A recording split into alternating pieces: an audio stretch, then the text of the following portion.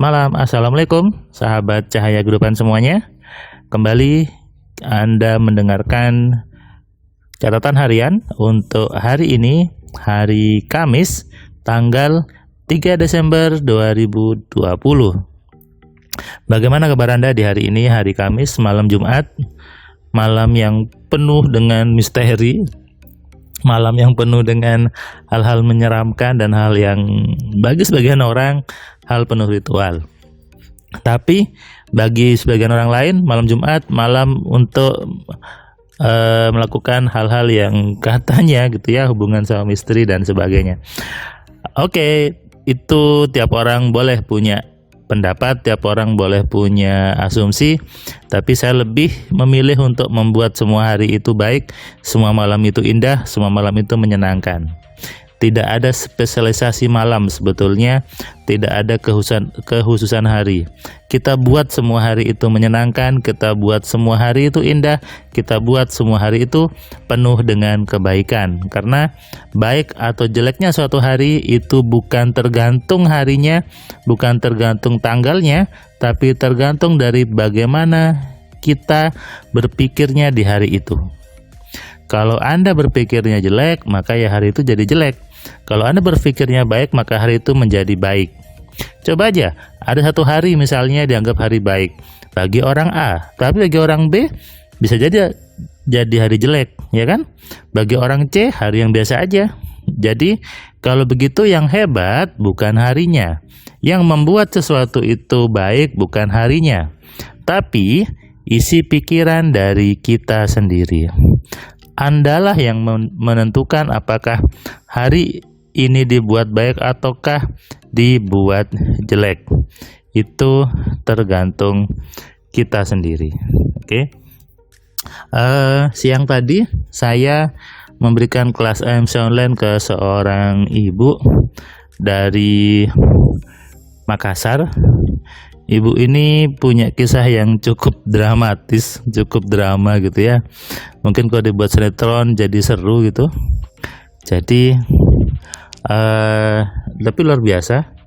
Ibu ini sebelum tadi mulai kelas dia cerita bahwa dia mengalami keajaiban setelah membaca buku 10 keajaiban pikiran. Dia baca, dia terapkan, akhirnya dia merasakan hidupnya penuh dengan keajaiban. Dia bisa tinggal di sebuah rumah tanpa dia perlu bayar sepeser pun, karena tiba-tiba ada yang menawarkan untuk menempati rumahnya.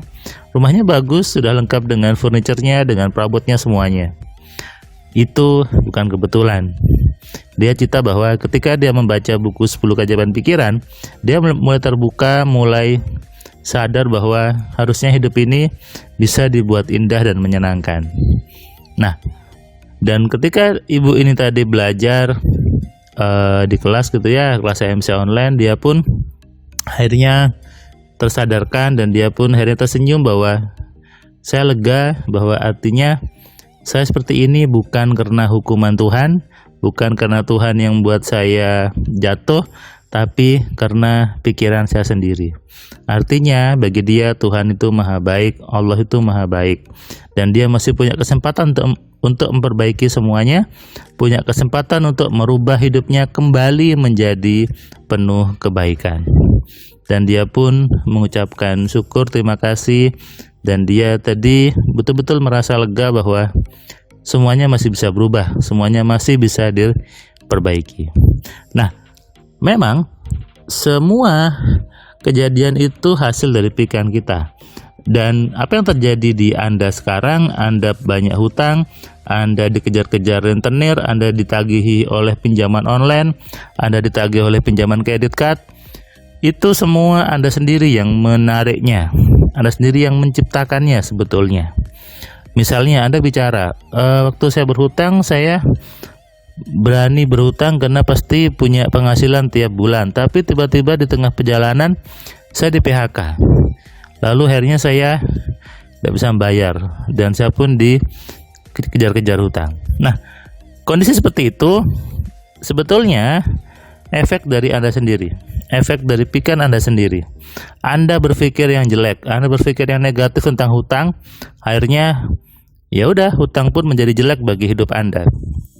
Padahal dulu kan Anda sendiri yang memutuskan untuk berhutang. Anda sendiri yang mencari-cari dulu ke bank, prosesnya gimana. Anda yang memutuskan, Anda yang sendiri yang tanda tangan di perjanjian itu. Lalu kenapa Anda sekarang ngomel? Kenapa Anda sekarang mengeluh? Harusnya Anda berpikir yang positif. Harusnya Anda mencari bagaimana caranya supaya hutangnya bisa lunas, bukan ngeluh ke sana kemari, bukan ngomel, nyalahkan banknya, nyalahkan hutangnya dan sebagainya. Itu yang kadang saya tidak habis pikir sebetulnya. Yang berhutang Anda sendiri, Anda yang memutuskan. Ketika tidak bisa membayar, Anda nyalahkan banknya. Bilang banknya salah lah, hutangnya salah lah, dan sebagainya. Padahal dulu Anda dengan kesadaran penuh meminta hutang, membuat perjanjian, dan melakukan tanda tangan di setiap lembarnya. Jadi seharusnya kalau Anda yang belum berhutang ya, kalau Anda mau berhutang, Anda harus persiapkan pikiran Anda dengan benar. Kenapa? Anda yang berhutang, Anda yang mencari hutangnya. Jadi jangan mengeluh, jangan ngomel ke sana kemari. Coba deh Anda ganti pikiran Anda, tersenyumlah dan bersyukurlah. Anda berpikir bahwa hutangnya itu kecil dan saya bisa melunasinya dengan mudah. Jangan ngeluh, percuma. Anda ngeluh, hutang Anda tidak akan berkurang. Anda ngomel di Facebook, ngomel di YouTube, ngomel di status WA, percuma, hutang Anda tidak akan berkurang. Yang ada, Anda menarik hutang lainnya. Akhirnya banyak orang gali lubang, tutup lubang. Pinjam ke sana, bayar di sini. Pinjam sana, bayar yang ini. Itu kenapa? Karena yang dipikirkan adalah hutang, dan hutang. Anda terus terkungkung dengan mindset hutang itu dan hutang. Akhirnya apa? Hidup Anda hanya menarik hutang, bukan menarik uang. Oke? Nah, coba deh Anda ganti berpikirnya. Jangan ngeluh hutang saya berat, hutang saya ini. Tidak usah. Percuma. Mengeluh tidak membuat hutang Anda lunas. Mengeluh buat Anda stres, buat Anda tambah sakit. Akhirnya Anda malah terbebani dengan hutang yang berat. Lebih baik Anda refreshing, Anda lihat pemandangan, Anda lihat pegunungan, lalu Anda berdoa dengan Tuhan dengan prasangka yang positif, dengan pikiran yang positif. Anda berdoa supaya hutang Anda lepas dan Anda punya uang untuk melunasinya. Berpikirlah yang benar, berpikirlah yang baik, dan hargai hutang Anda. Jangan disalahkan, jangan ngomel dengan banknya, jangan ngomel dengan hutang itu haramlah dan sebagainya. Sudah, Anda sudah terjebak di situ. Anda dulu yang memintanya, Anda yang dulu membuat perjanjiannya. Harusnya Anda syukuri bahwa dulu masih ada bank yang bisa memberikan Anda hutang. Coba deh lihat hutang dengan positif, lihat hutang dengan baik, lihat hutang dengan persepsi yang menyenangkan, lihat hutang dengan penuh kesenangan, lihat hutang dengan penuh kebaikan. Jangan nyalahkan hutangnya. Harusnya Anda masih bisa bersyukur dulu dapat hutang, dan sekarang Anda masih bisa bernafas untuk melunasi hutang-hutangnya dengan mudah. Saat malam, selamat istirahat. Ingat, ganti berpikirnya, jangan mikir utang-hutangnya. Berpikirlah bahwa Anda punya kemampuan untuk melunasinya.